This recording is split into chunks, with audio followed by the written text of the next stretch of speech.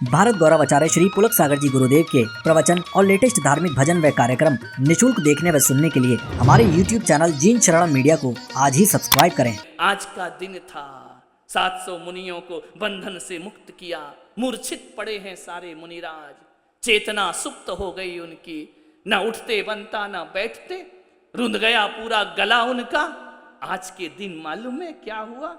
सारे श्रावकों ने जय जयकार की विष्णु कुमार मुनि की। आकाश से पुष्प की वर्षा होने लगती है, आकाश में जय जयकार की ध्वनि होने लगती है। विष्णु कुमार मुनि अमर हो, विष्णु कुमार मुनि जयवंत हो।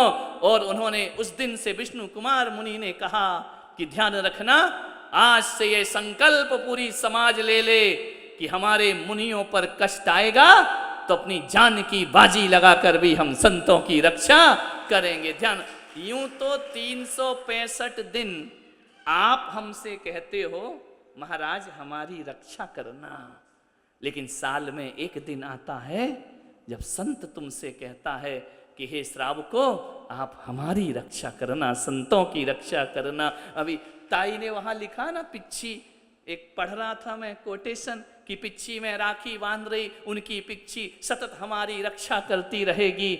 मैं कह रहा हूं हमारी पिच्छी सतत आपकी रक्षा करेगी, लेकिन जब जब वक्त आएगा तो आपका वैभव और धन भी संतों की रक्षा में लग जाना चाहिए, समर्पित हो जाना चाहिए। ध्यान रखना, कभी कभी भगवान को भी भक्तों से काम पड़े, भक्तों से काम पड़ता है।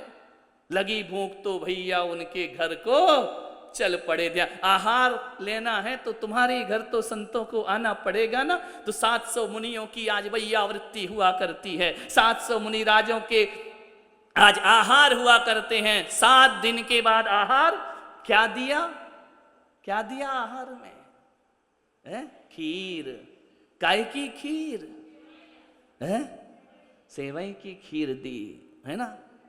नहीं, हमको नहीं दी। नहीं, हमको दें भी क्यों? हम कौन से उपसर्ग में जी रहे हैं? ध्यान रखिए, हमको कौन सा कष्ट पड़ा हुआ है। पहले के जमाने में जब मुनि महाराज दिखाई नहीं देते थे ना, तो लोग क्या करते थे? अपने घरों की दीवार पर मुनियों के चित्र लगा करके और उन्हें सेवई की खीर के आहार दे करके भाव वंदना करके जीवन को धन्य किया करते थे। आज तो तुम सब सौभाग्यशाली हो, इससे बड़ा और सौभाग्य क्या होगा कि पहले के लोग चित्रों में मुनि को देखा करते थे और आप आज साक्षात मुनियों के दर्शन अपनी आंखों से कर रहे। कितना सौभाग्य तुम्हारा। और आज रक्षाबंधन पर्व, उस दिन से सारे श्रावकों ने एक दूसरे के हाथ में राखी बांधी। मुझे ये समझ नहीं आता, ये भाई बहन का त्योहार कब से हो गया? ये तो गुरु और शिष्य का त्योहार हुआ करता है, ये तो भक्त और भगवान का त्योहार हुआ करता है, ये तो धर्म और धर्मात्मा का त्योहार हुआ करता है। भाई बहन का कब से हो गया ये त्योहार? विचार करिए, कोई भी किसी को राखी बांध सकता है, रक्षा सूत्र एक संकल्प ले सकता है। आज एक बहन अपने भाई को राखी बांधे, आज एक पत्नी अपने पति को राखी बांध सकती है, एक पति अपनी पत्नी को राखी बांध सकता है। मालूम है किन भावों से? इस भाव से बांधना, एक पति को राखी बांधो तो ये संकल्प लेना आज कि जब मेरे सील की रक्षा की जरूरत हो तो तुम मेरी रक्षा करना, और तुम्हारा चरित्र बिगड़े तो मैं तुम्हारी रक्षा करूंगी। ये संकल्प लिया जाता है आज के दिन। बहन जिसके पिता नहीं है, आज संकल्प लिया जाता है कि मैं पिता की भूमिका निभाऊंगा तुम्हारे लिए। तुम अनाथ मत समझो अपने को, जो दर्जा पिता का है वह दर्जा भाई का भी हुआ कर। ये संकल्प लिए जाते हैं आज के जीवन में। विचार करिए, आज संकल्प लेना है घर परिवार को, हम अपने धर्म की रक्षा करें, तुम मेरे धर्म की रक्षा करो। यह संकल्प का पर्व है, यह रक्षा सूत्र, इसलिए इसको कहा जाता है सलोना पर्व है। ध्यान रखिए, ये धार्मिक पर्व है, इतिहास की दृष्टि से पर्व है। मान्यवर, आज हमें विधान से पहले 700 मुनिराजों की अर्चना करना है, अकंपनाचार्य की वंदना करना है, उनकी पूजन करना है और सौभाग्य को अपने जीवन में अर्जित करना है। ध्यान रखिए, सोचना है आपको, मनुष्य कभी भी बाहर की, मालूम में मैंने कहा ना कि कंकर जूते में चला जाए तो प्लेन रोड पे चलना भी मुश्किल हो जाता है। इसका मतलब जानते हो क्या होता है? कि आदमी बाहर की शक्तियों से नहीं घबराता है, आदमी को तकलीफ अपने भीतर की शक्तियां दिया करती हैं। ध्यान रखना, बाहर के कंकर हमारे चलने में बाधा नहीं पहुंचाते। जब वो जूते के नीचे होते हैं ना तो चलते रहो, कोई कष्ट नहीं होता है। बाहर वालों से दुख नहीं मिलता, दुख तो उनसे मिलता है जो जूते के अंदर आकर बैठ जाया करते हैं। ध्यान रखना, उनसे हमारे रास्ते बड़े दुर्बल हो जाते हैं, दुर्गम रास्ते हो जाया करते हैं। संभलना है और ध्यान रखना, उनसे ही नहीं, आदमी हारता है तो अपने भीतर की कमजोरियों से हारता है। जब आदमी कमजोर हो जाता है, जब आदमी अपने आप की हार को खुद स्वीकार कर लिया करता है, तो फिर दुनिया उसे हराने को तैयार हो जाया करती। मजबूत बनना है अपने अंदर से, अपने हौसलों से मजबूत बनना है। मालूम है, जब दो पहलवान लड़ते हैं ना, एक सी शक्ति, एक सी ताकत, एक सा शौर्य, एक से दाव पेच उन पहलवानों के, मालूम है उसमें एक हारता है और एक जीतता है। मालूम है कौन जीतता है और कौन हारता है? शारीरिक शक्ति तो एक सी है, लेकिन जो लड़ने से पहले ही अपनी हार मान लेता है ना, ध्यान रखना, जो मन से हारता है वह हार जाया करता है और जो मन से जीतता है वह जीत शक्ति एक सी है, दोनों पहलवान हैं। हारेगा कौन? जिसकी मन की शक्ति हार जाया करती है। ध्यान रख, हारना नहीं जिंदगी में, जीतना ही जीतना। अपन तो जिनेंद्र भगवान के भक्त हैं। जिनेंद्र ने तो कहा जो अपने आप को जीत ले वो जिनेंद्र हो जाया करता है। अपने को जीतना है। हार और जीत बाहर से नहीं होती, हार और जीत तो भीतर से हुआ करती है। जिंदगी एक परीक्षा है, पग पग पे परीक्षा है। परीक्षा हो रही है तो समझना हम बहुत अच्छे रास्तों पर चल रहे। ये दुनिया जो है ना, ये गलत का विरोध नहीं करती, ये काय का विरोध करती है? सत्य का विरोध करती है। ध्यान रखना, और सत्य का ही विरोध हुआ।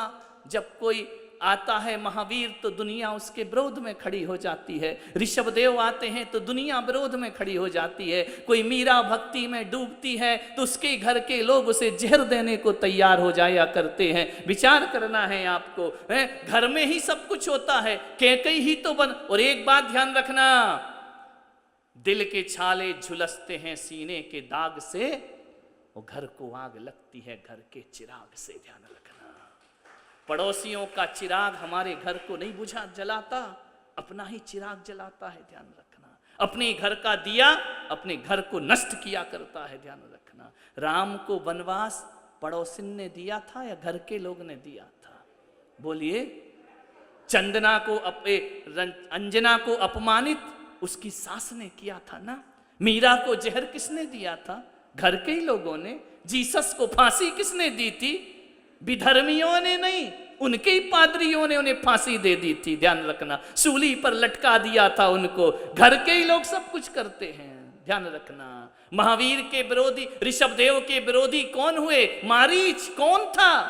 ऋषभदेव का पोता, प्रपौत्र, वह उनके विरोध में खड़ा हो जाया करता है। चंदनवाला को कष्ट देने वाले घर के ही लोग थे। इतिहास को उठा करके देख लो, द्रौपदी की साड़ी कोई पड़ोसी नहीं खींचा करता है, उनके खानदान के लोग उसे निर्वस्त्र करने का दुस्साहस किया करते हैं। ध्यान रखिए, विचार करना है आपको। जितने भी घटनाएं घटी हैं वो घर के लोगों से। वर्ल्ड ट्रेड सेंटर तोड़ने वाला वही था जिसे अमेरिका पाल पोस के बड़ा करता है, वही आकर के उस पर अटैक लादेन कर दिया करता है। इस देश को गुलाम अंग्रेजों ने नहीं बनाया, हमारे देश के गद्दारों ने इस देश को गुलाम बनाया था। ध्यान रखना, अपने घरों में गद्दार छिपे बैठे हैं। ध्यान रखना, उनसे बचने का प्रयास करो। कष्ट बाहर से नहीं मिलेगा, वो जो जूते के अंदर का कंकर है ना, वही हमारे कष्ट में कारण बना करता है। ध्यान रखिए, बातें बहुत हैं, लेकिन अपने को पूजा भक्ति विधान भी करना है। एक ही चीज याद रखना, आज मुनिराज के उपसर्ग दूर हुए। ऐसे घाव होते हैं दुनिया में जिनसे खून नहीं निकला करता है। कुछ घाव ऐसे हैं जिनसे खून निकलता है, कुछ घाव ऐसे होते हैं जिनसे खून नहीं निकलता। और मालूम है, जिन घावों से खून नहीं निकलता ना, वो घाव दूसरों के नहीं अपनों के दिए हुआ करते हैं, जिसमें कोई रक्त की धारा बहती नहीं है। विचार करना है आपको। लेकिन जो 700 मुनियों ने आज साहस दिखाया कि अपनी तपस्या से डिगे नहीं, अपार संकट आ गए, हौसलों के साथ खड़े रहे। टूटी हुई मुंडेर पे जलता हुआ चिराग मौसम से कह रहा है मुझको बुझा के देख। चुनौती दे रहा है कि मैं जल रहा हूं खुलेआम, मौसम हवाओं में ताकत हो तो मुझे बुझा करके बताइए। ध्यान रखना मान्यवर, लोग तो बुरा कहेंगे, कहते रहेंगे, कहते ही रहते हैं दुनिया में। अच्छा आज तक किसको कहा गया है? ऋषभदेव को भी बुरा कहा, महावीर को भी बुरा कहा, और कोई हमको सब अच्छे कहने वाले हैं क्या? लेकिन हम तो इसी हाल में जीते हैं कि जो भी हमें दूर से देखेगा तो बुरा बताएगा, जो भी हमें दूर से देखेगा तो बुरा बताएगा, लेकिन पास में जब आएगा मुस्कुरा के जाएगा। ऐसा हमारे जीवन का सूत्र हुआ करता है। पास में जो आएगा वो मुस्कुरा के जाएगा। ध्यान रखिए मान्यवर, आज रक्षाबंधन पर्व है। विविध प्रकार के संकल्प, केवल मुनियों की ही रक्षा नहीं, अपने स्वाभिमान की, अपने व्यक्तित्व की और अपने जीवन की रक्षा करना भी मनुष्य का धर्म है। क्योंकि सबसे पहले कहा जियो, उसके बाद कहा जीने दो। यदि तुम ही ढंग से नहीं जी रहे हो तो क्या खाक दूसरों को जीने दोगे? ध्यान रखिए, एक बेहतरीन जिंदगी को जीने का प्रयास करें। रक्षाबंधन की बहुत बहुत शुभकामनाएं सबको देता हूं और भगवान से प्रार्थना करता हूं कि सबको अपने अपने रक्षा करने का साहस हर व्यक्ति में आना चाहिए। ध्यान रखना, जीवन आपका सार्थक और सफल होगा।